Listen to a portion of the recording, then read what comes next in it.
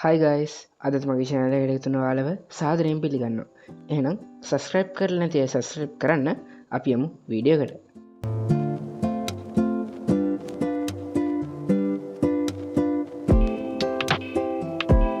අද අපි කතා කරන්න විනෝදාංශයක් විදිහට එහෙම නැත්තං ව්‍යාපාරයක් විදිහට මාළු හදන ඕනම කෙනට තියෙන ප්‍රශ්නයක් ගැන. ඒක තමයි කොහොමද මාළු මැරෙන නැති විදිහට නිවැරදිව ටෑන්ක් එකක් ක්ලීන් කරන්න කියන එක. ඔයාට පේනව ඇති මගේ ටෑන්ක එකත් දැන් වතුරහෙම පොඩ අපිරිසිදු වෙලා දියසෙල බැඳල තියෙනවා. ඉතින් මං අද ඔය ටෑන්ක එක ක්ලීන් කරලම ඔයාට පෙන්න්නනවා කොහොමද මාළු මැරෙන් නැති විදිහට ටෑන්ක එක හරියට ක්ලීන් කරගන්න කියලා. ඒ වගේම කියන්න ඕනි ඇත්තම මං අද ෆුල් වෝට චේංචි කත්තමා දෙන්නේ නැතුව භාග්‍යයක් වතුරටු කරලා පුරෝලා හරියට කරන්න කොහොම දිල් කියල් දෙෙන නෙමයි සම්පූර්ණයම වතුර මාරු කරලා මාළුත් වෙනම අයින් කරලා තම වාට පෙන්න්නේ කොහොමද හරියට ටෑන්ක එක ක්ලීන් කරගන්න කියලා. මම දැම්මේ කියනදේ ගොඩක්ම ඇදගත් වෙන්නේ කලෝරීන් වතුර යස් කරනයට මාත් කලෝරීන් අතර තම යස් කරන්නේ වාට පේන ඇති ස්ක්‍රීන් එක තින ඇන්ටි කලෝරීන් එක ඉති වාල කලෝරීන් අතර යස් කරන කෙනෙන්න අනිවාරෙන්ම ඇන්ටි කලෝරීන් පාවිච්චි කරන්න ඕනේ. හදිසිහර වාලා කලෝරීන් අතර දැම්මොත් මාලුන්ට ඒක ගොල්ලන්ගේ ස්කීන් එක ඩැමේජන්න පුළුවන්. එනිසා කලෝරීන් අතර දාන්න එපා. වතුර ලීටර 25කට ඇන්ටි කලෝරීන් මිලිට 5ක් තමයි දාන්න ඕනේ. ඉතින් මම මගේ ටෑන්ක් එක ලීටර 25ක් නිසා බාස්කට් එකකට ලීටර 25ක් වතුර පුරෝගෙන ඒකට ඇන්ටි කලෝරීන් මිලිටර 5ක් දාලා පැය එකහමාරක් වගේ සයිකල් වෙන්න තිබ්බා. හරි ඉතින් ඔය වැඩේ කරන්න ඕනේ ක්ලෝරීන් වතුර යූස් කරන විතරයි. ඔයාලට ක්ලෝරීන් වතුර යූස් කරන්න නැත්නම් ඔයාලා ලින්දක වතුර නම් පාවිච්චි කරන්න ඔය දේවල් කරන්න ඕනේ නැහැ.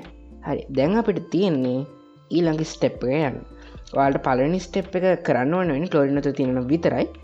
ඉතින් අපිට දෙවෙනි ස්ටෙප් එක කරන්න තියෙන්නේ අලුත් වතුරයි පරණ වතුරයි මික්ස් කරන එක.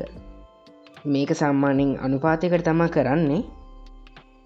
ඒක තීරණය වෙන්නේ ඔයාලා ගාව ඉන්න මාළු ගානින් සහ ඔයාගේ ටෑන්ක් එකේට අල්ලන වතුර ප්‍රමාණය අනුව. ඉතින් මම පරණ වතුර ලිටර් 2කුයි අලුත් වතුර ලිටර් 3කුයි තමයි අලුත් වතුර කියන්නේ මම සයිකල් කරගත්ත වතුර ලිටර් 3කුයි ඔය විදිහට බේසමකට දාලා මික්ස් කරලා තියෙන්නේ. දැන් අපිට තියෙන්නේ ඔය මික්ස් කරපු එකට ඔක්සිජන් සප්ලයි එකක් දෙන්න. ඒක ඔයගොල්ලෝ අනිවාර්යයෙන්ම කරන්න ඕනේ. මොකද මාළු ඉන්නේ ඕක නිසා එයාලගේ ටෑන්ක් එකට යනකම් ඕකට ඔක්සිජන් එකක් දෙන්න ඕනේ. හරි ඉතින් මම මගේ මාළු ටික ඔය විදිහට අල්ලලා දාගත්ත ඔය බේසමට ඊට පස්සේ කියන්න ඕනේ දෙයක් තමයි ඔයාලා අනිවාර්යයෙන්ම මොකක් හරි ලෑල්ලකින් හරි මොකකින් හරි ඔය ඔයගොල්ලෝ මාළු දාගත්ත බේසම වහන්න වෙනවා. මොකද නැත්තම් ඔය මාළු එළියට පයින්නවා. ඒ නිසා ඔයගොල්ලෝ දාගත්ත භාජනය හරි බේසම හරි මොකක් හරි ලෑල්ලකින් වහන්න. හරි දැන් අපිට තියෙන්නේ ටෑන්ක් එකේ ඉතුරුලා තියෙන වතුර ටික අයින් කරලා ටෑන්ක් එක ක්ලීන් කරගන්න. ඔයාලට වතුර අයින් කරන්න වගේ පටයක් යූස් කරන්න තියෙනවා ලේසි.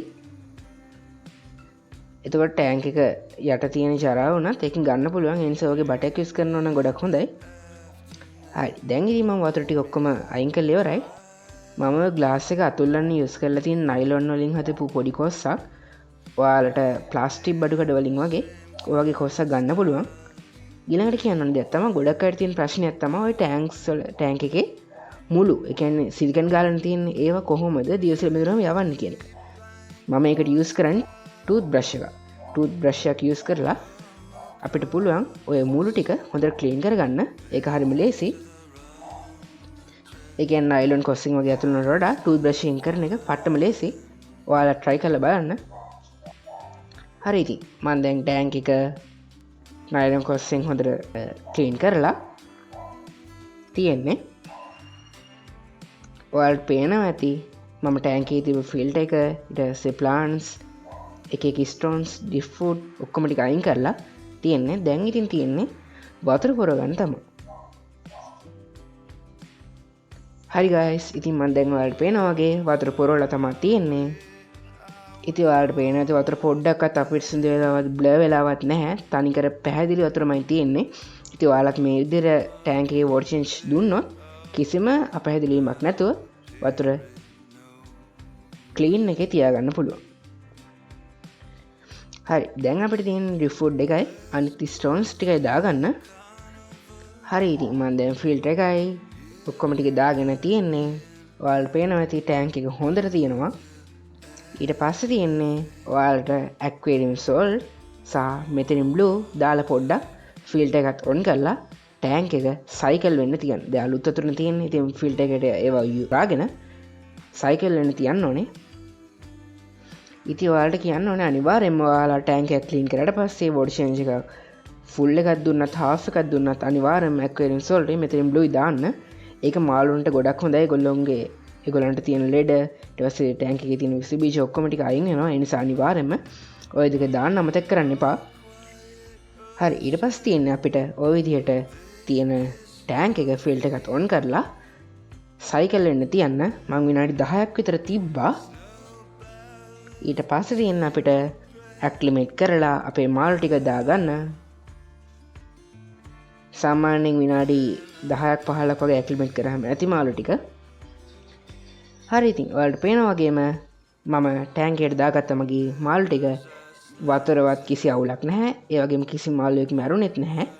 ඉතින් ඔයාලටත් පුළුවන් ওই විදිහට ටෑන්ක් එකට වොටර් චේන්ජ් එකක් දෙන්න. මේක මේ මොන්ස්ටර් ෆිෂ් ටෑන්ක්ස් වලට කරන්න එපා. ඒකට මම වෙනම වීඩියෝ එකක් ඔයාලට අරන් එන්නම්. එහෙනම් මත් හැම ටෑන්ක් එකම ක්ලීන් කරන්නේ ওই විදිහට. ඉතින් ඔයාලත් ওই විදිහට try කරලා බලන්න.